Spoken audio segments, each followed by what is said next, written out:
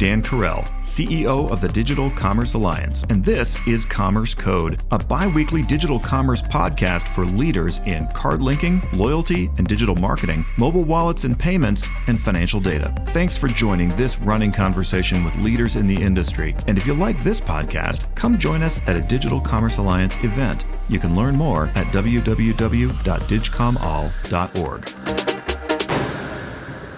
This week, I'm talking with Ericka Navarro from Rethink Loyalty. Ericka is the Vice President of Client Success at Rethink, and she has long been a leader in the loyalty and the rewards space. Rethink is creating a zero-cost, zero-friction rewards program that works across tens of thousands of retailers. We had Rethink on Commerce Code a year ago or so when I talked with the founder and CEO Simon Goldstein about the evolution of loyalty rewards. Today, Ericka and I are talking about how to create accessibility and engagement in loyalty rewards programs. We're breaking down the rewards business model in plain English, figuring out how the different players in the rewards space are behaving a little differently now, and talking about how people think and behave differently in an environment where their wallets are thinner. We're also talking about the Stanley Cup, new tires, jerseys, and cheese. I believe this is the first time cheese has formally come up on Commerce Code, but let's be clear. I'm usually thinking about it. I just ate some just now. Stay tuned for a deep dive with Ericka Navarro from Rethink Loyalty. And first, a word from our sponsor, Pentadata. Commerce Code is sponsored by Pentadata, the all-in-one financial data API. Whether it is bank account data, credit card transaction data, or credit reports and credit scores, Pentadata has it all in one simple and easy-to-use API. With coverage of over 6,000 banks, over 200 million credit files, and 60 million merchants, you can get all the data you need for your apps at pentadatainc.com.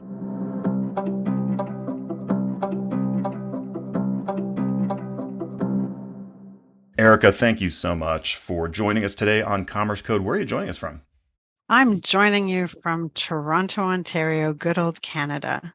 I wanted to talk and start our conversation about kind of what's different in 2023, or even we could say just in the last year or so. And I'll put it this way: we've had conversations with many member companies. I mean, it's been the scenery or the backdrop to the play in digital commerce for quite a while, that the economy and consumer psychology and people's behavior, from investors to companies to consumers, kind of attitudes and stuff have changed a lot. And that's a long way of saying what you could say is, hey, we're in a recession and things are different. Well, we're not. Things are just weird. And so consumer psychology has changed. And I just would be really interested to get your angle on what's changed since, let's just say, since the economy turned a year plus, 2 years going on now ago, and how you think things are different in digital commerce from your perspective. Thanks for that. It's such a great question. As a whole, Rethink Loyalty, we're really quite excited at the opportunities. So yes, things have really changed. We believe that, and we're seeing it in stores and online, that people are thinking more about what they're purchasing. Discretionary income has changed a lot. And individuals are not in that heyday of, I'll just buy because it's available or it's cheap. People are really starting to think much more about, am I purchasing from places I want to purchase from? We know that people are making choices that are aligned with their beliefs. And we know that they're thinking a lot more than they used to. On the flip side, there's great opportunity for merchants and brands and big box stores that traditionally have been able to sell on their pricing, or because there was a frenzy for purchasing. They now are looking much more closely at engaging their consumer, caring about what their consumer cares about, and looking for ways to reward them. So really looking at that loyalty piece. How do I remind you that I care about you and what you're purchasing?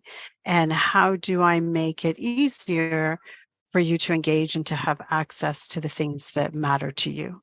So, yeah, because from a distance, you could say the economics of it are, people are spending less money on discretionary stuff. They're spending, they're necessarily spending a higher proportion of their income on non-discretionary, right? But I think at a closer view, we might say consumers, even in the non-discretionary categories, grocery shopping, whatever, are engaged in a little more critical thinking. It's not just throw it into the cart about, what are the brands, et cetera. And then into the discretionary category, people are thinking more critically, really more critically, I guess, about, to your point, what's the brand? Who do I want to connect with? Given the money is more literally more and figuratively more expensive now than it used to be, and there's maybe less of it as a result, I'm just thinking a lot harder about who I want to connect with and why.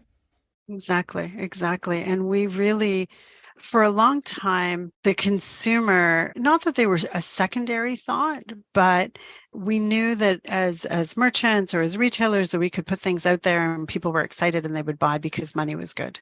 Now it's about my relationship with you. So if there's a brand, if there's a product, if there's an opportunity for myself as a consumer to be appreciated, and I know I'm being appreciated, then it makes it easier for me to part with the money that's harder to come by.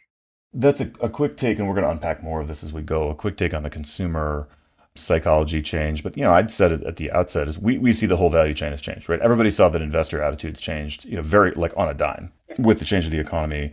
But there's also sort of an aspect of, digital commerce happens overwhelmingly in an ecosystem of collaborating companies and partners. And I wonder if you've got an angle on how you see companies or partners behaving or thinking or whatever differently now than they would have a couple of years ago. So definitely collaboration is a big one. So we are seeing more companies looking at how can they collaborate to cause greater engagement and to have that loyalty piece from their consumer stay strong. So there's definitely a collaboration piece that's happening between companies that we didn't see as much before. And whether that's, things like co-branded cards or multiple merchants coming together. The investor piece has changed a lot. We were very fortunate for a while there that investors were there was a lot of them and they were interested in a lot of different spaces.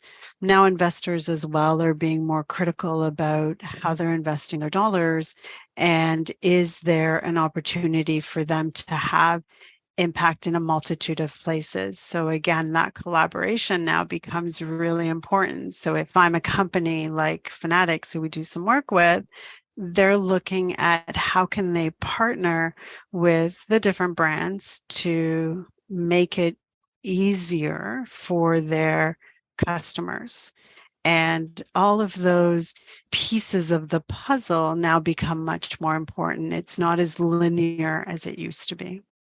We know the folks at Fanatics as well. I think probably through you in part, and maybe had them on Commerce Code before, I believe. And it's an interesting business. Just theirs as an example, because this is sort of fan gear for, let's say, the NHL. And I know that there are a couple of teams playing for the Stanley Cup right now from ponderously far south of where you're sitting currently, and so this might be a little off the radar screen of the typical, but right now. But anyway, that gear is, and I think that the riff or the basic point at a place like there is that people don't buy those products that often, but their level of like psychological engagement with a team is quite high, right? The affiliation and the connection, and so it's sort of a how do you connect the dots and get consumers able to engage and access the products that they want to get to. And those are very discretionary purchases.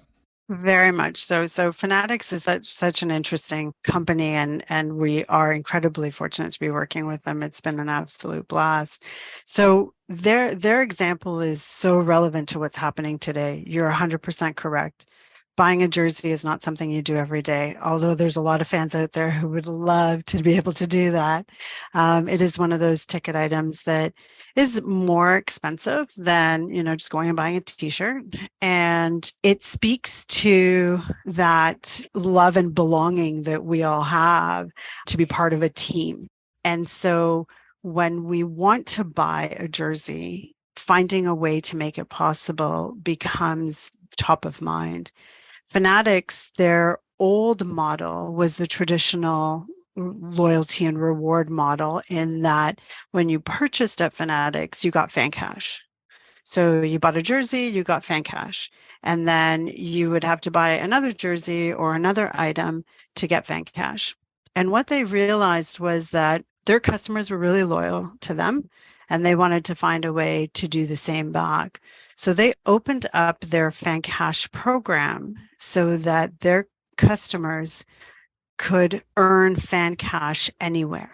And that's the difference with our current model, the Rethink Loyalty model, is that we now allow the customer to now earn fan cash everywhere they shop. So when you take a look at like the top retailers that have not changed with the current economic situation, companies like Walmart or Best Buy or Costco or Target, when you think about those companies before, if you were a fan cash customer and you were trying to save fan cash dollars to buy another jersey, you were not getting fan cash dollars when you were purchasing your everyday items that you need every day in those places. With their fan cash plus model, they now have opened up over 65,000 different retailers and restaurants that their members can now earn fan cash at. So when they're earning, they're spending on everyday things, and now they're accumulating that fan cash faster to be able to put towards their jerseys. So when we take a look at the current economic situation where people don't have those extra dollars to spend on a jersey, now we're letting them have access to that jersey that they want. That's part of their, love and belonging. It builds self-esteem to be part of a team. And that, you get that pride with, wearing your Vegas Knights or your Panthers right now who are in the Stanley Cup playoffs, to wear that jersey and represent. You now have an opportunity to get those fan cash dollars to get that jersey by doing your everyday shopping, of picking up your groceries, of getting, non-fancy things like toilet paper and mouthwash that we all need. You're now earning fan cash. So that access now changes. And the outcome in terms of loyalty or feeling good about Fanatics totally changes. And this is now accessible to all kinds of companies to be able to do that. I want to come back to these really important business model questions, right? And I want to come back to that in a minute, but I want to stick with kind of human psychology for a second. The pivot is you can buy toilet paper. And I mean, it took until I think it was last month for us all to work through the backlog of stockpiled toilet paper that was purchased in 2020, but we're there. They're selling it again. And so you're buying toilet paper, you're generating points. And I think I want to talk a little bit about like stranded points or breakage maybe for a minute. And so I think that at the point of the pivot that you've described, which is, look, it used to be a narrower program, and now it's broader where you can generate points through any different channel. The issue with the narrower programs, I'm going to just say it this way and then you can correct it all or make it sound correct, right? Which is, the issue is that you've got, all of us have some programs that are experiencing stranded points where we just can't keep track of it all, or maybe we just don't have enough points, or we're just like, I think maybe I kind of have that. Or even if we're fully aware of it, we look at it and go, I'm not going to get enough points to make any use out of this, so who cares? And so that's kind of breakage, I think. And the idea with this is to spread that out. So, I kind of think there's a limit to how many different things that humans can keep track of. We have very limited bandwidth. And so this is maybe a play to try and take the smaller programs and then attach them to the bigger picture of me walking through the grocery aisle. That's how I'm kind of thinking about it. But I mean, is that the right way to think about shifting the psychology? I think that's the best way to think about it. So with loyalty programs today, there's over 2 billion different loyalty programs in the USA, just to give you an idea. Right. So like whether this is your local coffee shop or it's where you get your oil changed or your grocery store, there's just so many of them. And traditionally, they've created them in such a way that whatever the company is funding that reward for you. And so that's where that idea of breakage came in. And so what that breakage means is that if I'm a coffee shop and you come in and you get points and you don't use them, because I am funding those points, that money continues to sit with me because it was an expense for each individual company or merchant to do that. In our model, the total reward package that the individual gets is funded by the partners. So we take what used to be a cost center for a company, and we can turn it into an actual profit center for a company. So breakage and holding on to breakage now is not something that is needed. So that's the first part. The second part that you were talking about around having all these out in cyberspace points or dollars or whatever it is, there's been so many different programs, loyalty programs, that really were broken from the standpoint of it required you to accumulate so many points, and usually just in one location, for those points to be meaningful. With programs like FanCash Plus, we've opened that up, and because you're earning points everywhere that you're shopping anyways, now it's always meaningful. And that particular company, so Fanatics in this case, is always top of mind. So you go and you pick up mouthwash. Fanatics is top of mind because you just earned some fan cash. Then you go, you pick up some pizza at the pie company and you've just earned fan cash. And so Fanatics is top of mind again. And you have this feeling that it's almost like the company's taking care of you. And we as consumers, as humans, having this experience here, we want to be taken care of in different ways. We want to be appreciated. And so now if you're going to go and get your tires changed and you're going to get fan cash towards purchasing a jersey for your favorite team, all of a sudden it feels like they're taking care of you. Well, and the tires to which you might be less emotionally connected take on like a more, a significance. And I don't know how that exactly works out. Exactly. Right. So now for the different companies, they have an opportunity to really connect with their customer in a way that's meaningful, which was lost in the traditional programs because you were only rewarding me when I was doing the behavior that you wanted, which was shop in your store. Right. And we've changed that, which is really at this point in time, really quite exciting for different brands and also for the customer. I want to make sure everybody listening understands the sort of the business model aspects of this. I said I wanted to come back to the business model. So here I am coming back to the business model. And I'll say, I want to make sure I understand it correctly too, because I think this is one of the things that's both fun and cool about digital commerce, but also challenging, is that there are an infinite number of ways that the Lego bricks can be snapped together, to create sort of a business model or a way that this works. So you mentioned the program as you structure it is funded by partners. And so I wanted to come back and unpack what's inside that box when you say partners in terms of exactly who's, and maybe we stick with that example of you've got, a Vegas Golden Knights jersey, if that works, I don't know, that you're trying to work towards, but you're shopping for tires. Like, talk to me a little bit about who the partners are and where the money flows. I'm going to go with the Panthers just because there's a few more Canadians on that team. So, okay. So I'm trying to get a Panthers jersey. I do not have one. Let's say the retail value is $200 and I don't have that money. I don't have it right now, but I want to have it for Christmas. Let's say that because it's summer, let's say I want to get a brand new barbecue. So first of all, I've registered as a FanCash Plus member through Fanatics on their website. I'm on there. I'm now able to collect points. And I want to purchase a barbecue. So I go through the platform and I purchase a barbecue. And let's say I purchase that barbecue at Lowe's. So when I complete that transaction, Lowe's, through their loyalty and rewards program, funds the fan cash. So it's not Fanatics that's funding the fan cash. It's the partner that's funding the fan cash. So now I have this fan cash. And it's a Weber, let's just say it's a Weber grill. It's not Weber that's funding that in any way. It can be, but with the majority of retailers, it's the retailer themselves. And then they sometimes have other relationships with each of the different brands. So in this case, let's say that it's just Lowe's who is helping to fund that fan cash. So I, as a FanCash Plus customer, I now have, let's say, $3 in my fan cash account.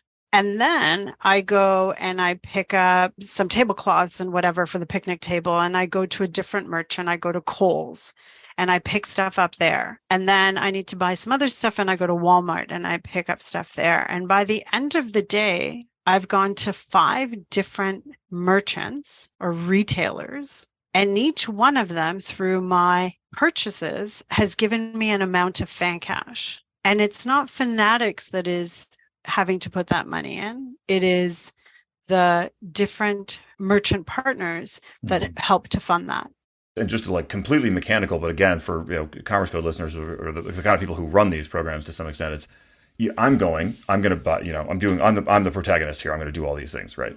And I'm going to register my card at the Fanatics website. And then if I use that card and it's with a retailer that's on the program, is that how it works, or is it different from that?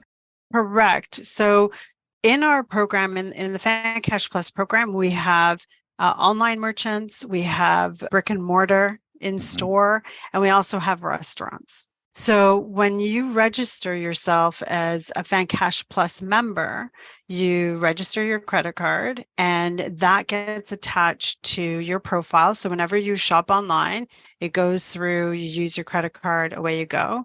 You activate your offers for restaurants, for in-store locations. You use that same card when you go and you have your meal out or you go and you purchase. And each time, because that's registered to your Fan Cash Plus program, it generates Fan Cash for you.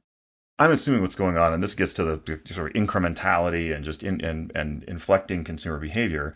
I'm assuming what's going on is I register the card, I'm on the site, and I'm going to see that a barbecue seller A is registered as a retailer, and I'm going to notice that the retailer B maybe isn't, right? I don't see them on the list. And so that says I'm going to go to A, because if I buy there, then, and that's the incrementality that the retailer cares about.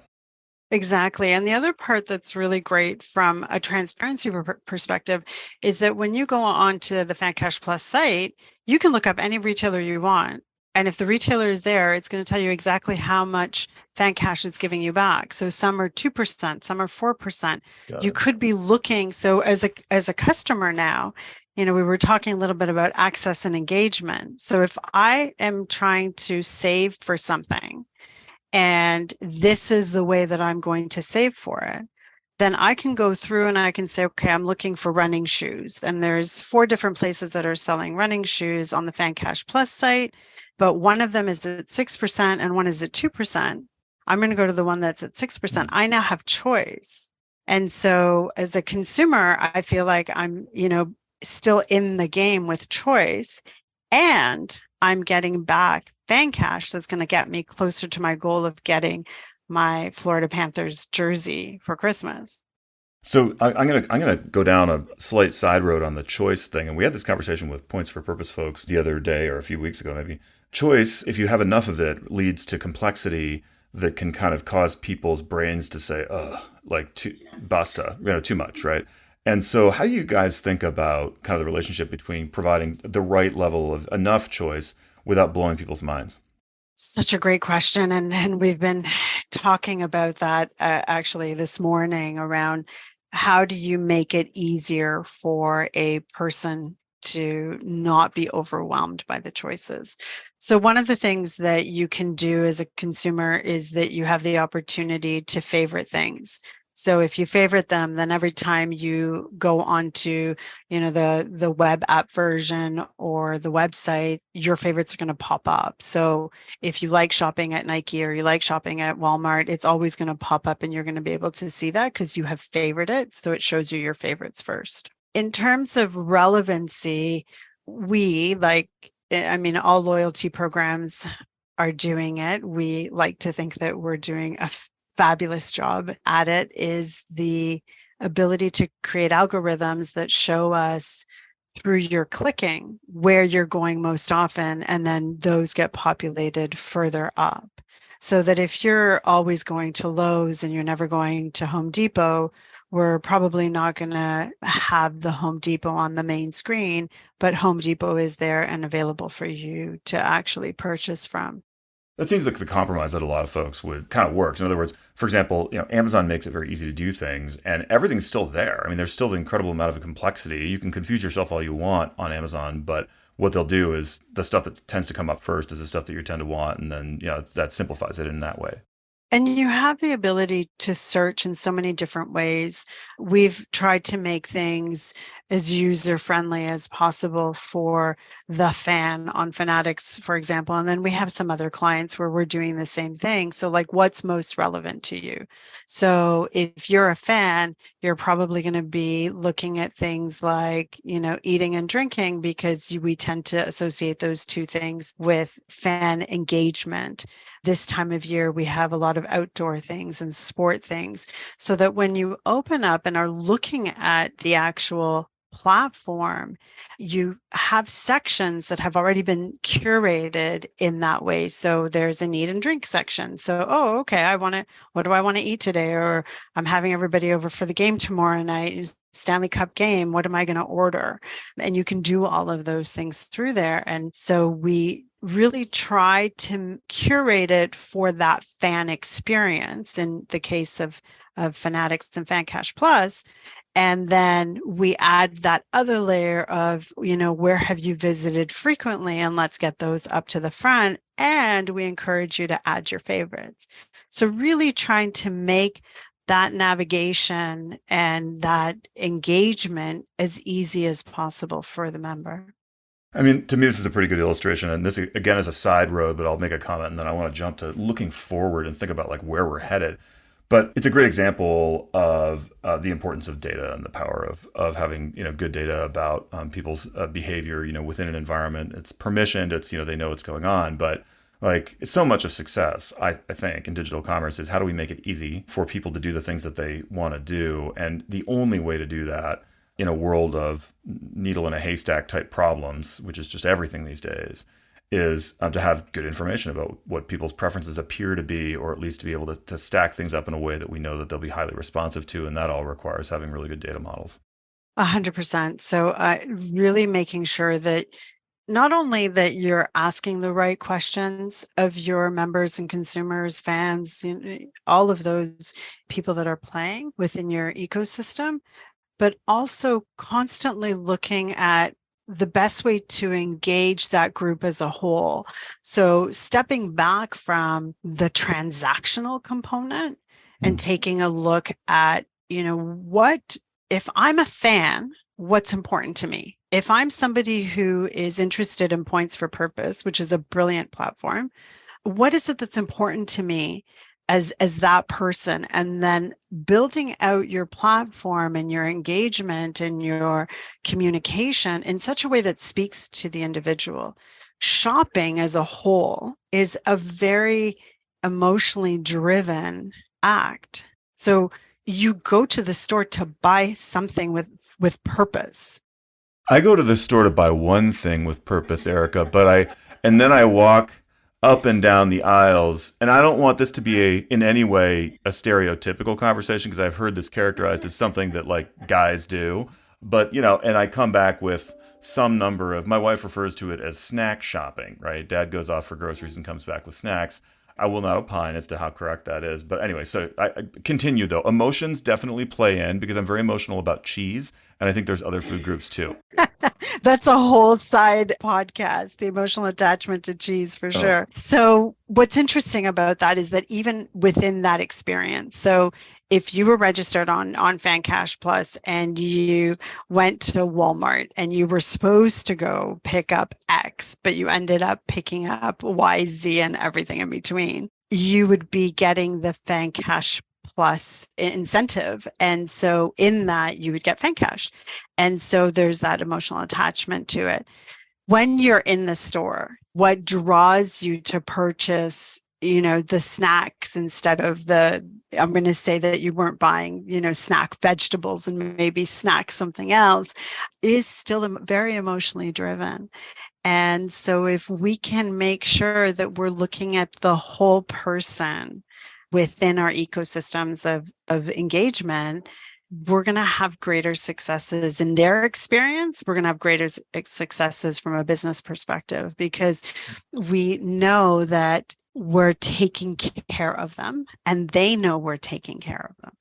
Just an aside on this, and then we'll talk about the future. But this gets to the bit sort of in the industry, this issue of whole basket rewards versus particular thing. And I think it's most acute, maybe the distinction there in sort of the grocery context, because some stuff is super low margin and some stuff is pretty high margin, and so it feels different, I think, to the merchant and other players in the supply chain, right, as to like where the rewards are concentrated.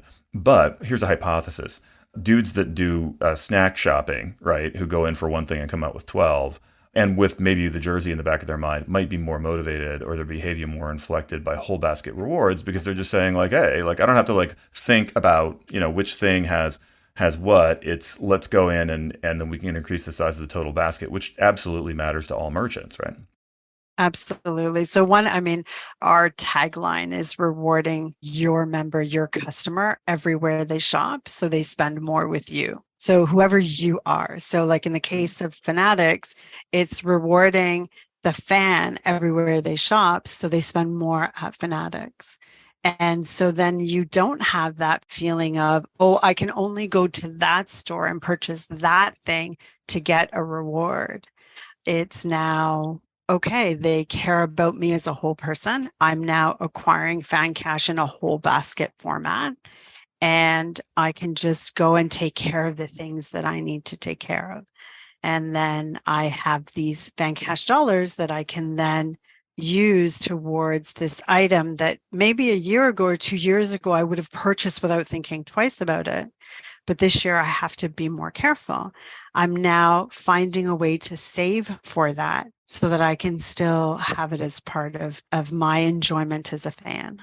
I want to close in maybe the last couple of minutes here with looking forward. And I'll just cut to maybe this question, Ericka, which is, what do you think is going to be most different in about 2025 in the loyalty space? And I'll frame it a little bit to give you a second to kind of think about that. The stuff we see going on, Web3 and blockchain, to include but not at all limited to NFTs. I was just talking with a member the other day about whether NFT as a term is going to survive.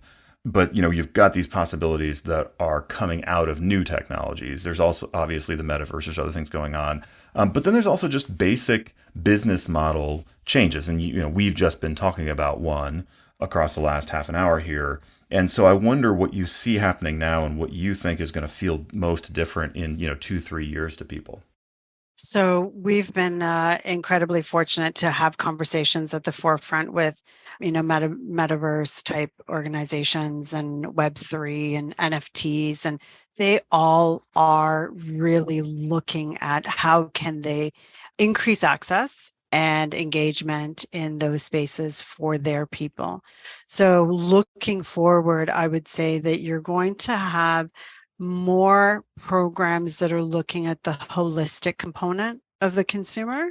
And for success, there's going to be opportunities for people to do educating along with the consumer engagement piece. So almost like an selling. So I'm going to educate you on, let's say, Web3, or I'm going to educate you on NFTs within a space that you are purchasing items and helping you build that future. So I do think that there's a lot of opportunities there. I also believe that this piece around consumer engagement, loyalty, rewards is just going to keep getting bigger. There's over 84% of adults in the US have a credit card, and 73% of them have one before they're 25 years of age. So in order for us to really have their attention, we need to make sure that they feel like they are cared for in their consumption, that it's not just we're trying to get money out of you, but we're also giving back in different ways. And by the way, that idea that you're being cared for might sound to some people as, kind of like an abstraction or a spin or whatever. But, I'll say It is, in fact, a fundamental service of many credit cards, right? It's like we have both points and loyalty, and then we have literally like insurance policies that are baked into this thing. We have ways that you can, depending on the card, right? You get stuck in a foreign country, we'll, helicopter you out, whatever. There's a lot of services that have come along for a long time. And I think it's to the point where younger consumers just are aware of it. Like this precedes them being alive. So I think there's a sense in which we can have relationships with commercial organizations where you can create that expectation and you can deliver on it in different ways. I want to leave it there. This has been a delightful conversation. Thanks, Ericka. Have a great one.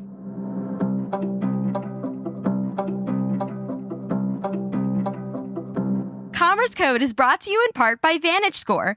9 of the top 10 banks and over 3,000 leading banks and fintechs use VantageScore to predict and manage repayment risk. Learn more about the latest advances in credit scoring and how to grow your lending business by leveraging financial inclusion at VantageScore.com. Commerce Code is a bi-weekly podcast bringing you conversations with executives who are leading the way in digital commerce. If you like Commerce Code, your company should join the Digital Commerce Alliance and become part of our mission of advancing trade for good through standard setting, industry networking, conferences, and best practice sharing. Check out our website at www.digcomall.org. On behalf of DCA, have a great week.